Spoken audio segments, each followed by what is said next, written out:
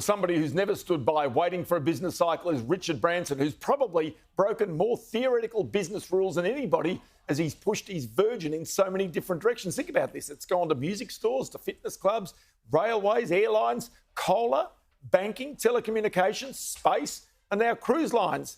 One of his first cruise ships was in Sydney this week, and Ortenzia Borre found the time to talk to him about the business and a little about the fights in our local airline industry. Well, I've been coming to Australia since I was a teenager. I love Australia. I happen to love Australians. We've done lots of things down here in Australia, so I think people like the Virgin brand, and they like cruising. And this is a very different kind of cruise ship. So it's a cruise ship for adults. It's a fun ship.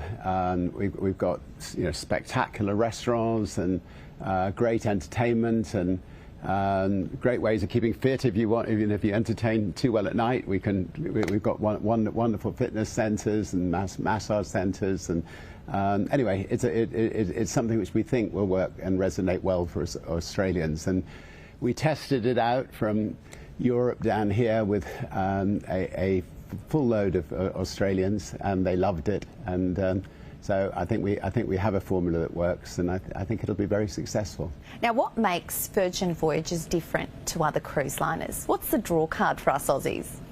So I personally never, cruises didn't particularly appeal to me. So we decided to try to create the kind of cruise company that people who would never want to go on a cruise would want to go on, and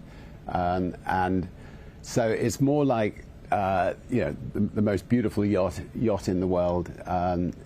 Every single every single restaurant is just the most beautiful restaurant, the kind of restaurants you get in the best boutique hotels. Because there's 24 of them, you just got wonderful choice of foods.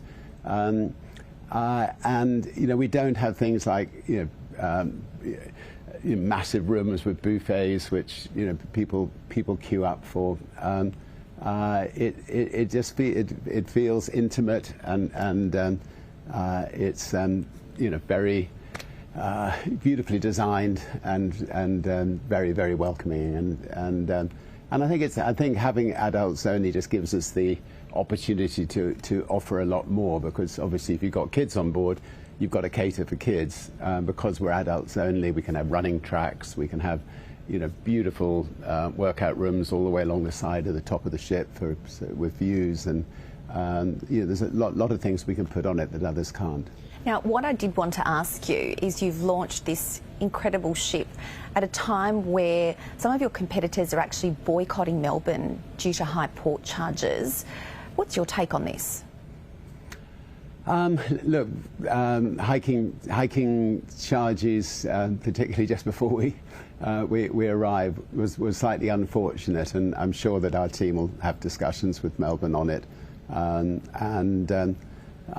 we'd also love to be able to operate out of Sydney as well in future years. So anyway, discussions will go on. I'm sure it'll get resolved. Now, the cruising industry obviously took a big blow during COVID, and it's recovered so well. How did you get through this challenging time? It was tough. I mean, we literally launched our first two ships the week COVID broke out. We'd celebrated them coming out of Italy, going all the way to America, and then we had to send them all the way back to Italy to mothball them.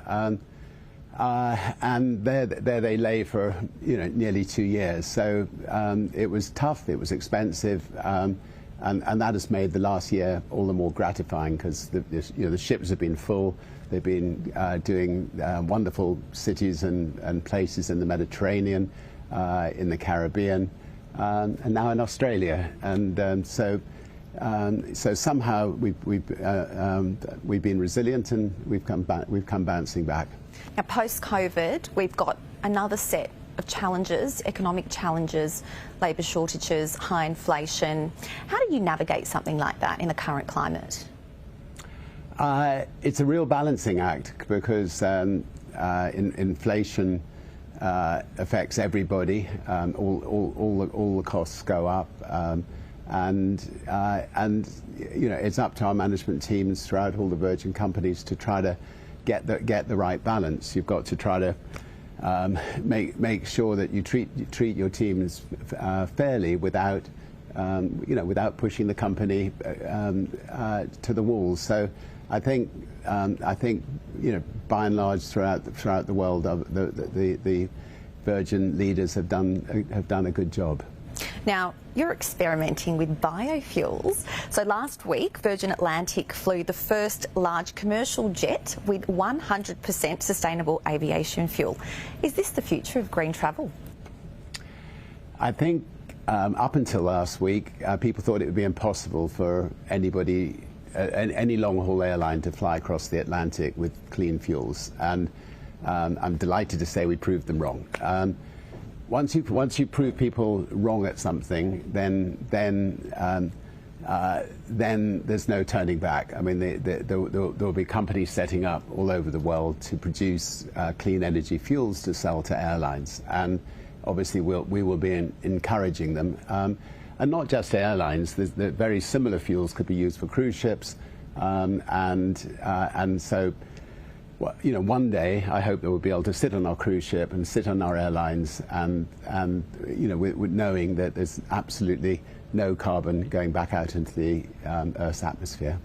Now, what do you make of the operating conditions currently for airlines in Australia? I know that Qatar have raised some concerns. Is it a fair playing field in your opinion? I personally think that Virgin Australia should have had the right to have worked with Qatar to bring in flights, and that Qantas should not be able to put pressure on the government.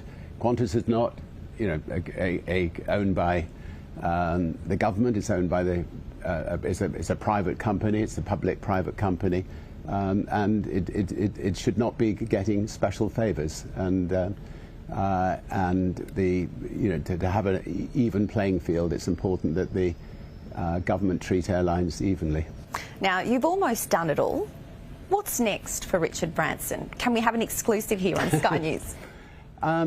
So 90% of my time is now spent trying to tackle the problems of the world. We've set up a whole lot of different organisations, whether it's the Elders, the Oceanic Elders, the Carbon War Room, the Global Drug Commission. Anyway, because I travel a lot, I see a lot of issues, and then we set up organisations, we run them like a company, and we go out to tackle these problems. And there are plenty of problems in the world. I mean, like the Elders are dealing with conflict issues in the world. I'm afraid that there's more conflicts than there have ever been in my lifetime, and we've got to try to see the end of those conflicts in a fair way. What advice would you give budding entrepreneurs right now, heading into 2024? Screw it, just do it. I mean, just try. Try it. If you fall flat on your face, pick yourself up, try again. And keep picking yourself up until you succeed, and have fun. Cheers. Amazing.